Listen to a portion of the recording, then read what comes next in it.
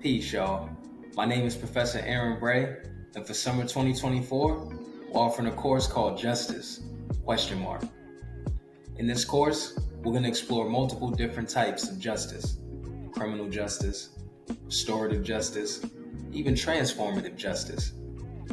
But I know what you're wondering right now. Why does this man have a giant image of Tupac behind him? And the answer is, Tupac had a philosophy called Thug Life, and it was actually an acronym.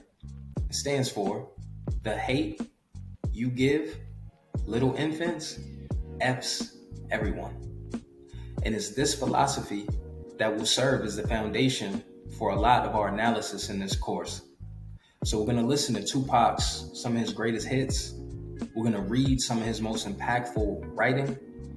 And we're going to really challenge ourselves to think about what it looks like to combat the cycle of thug life. Now, it's a 3-hour course, and I can tell you now, I will not do a lot of lecturing in the course, and I'm not going to lecture you now on why you should take the course. What I'd rather do is let you listen to some of my students.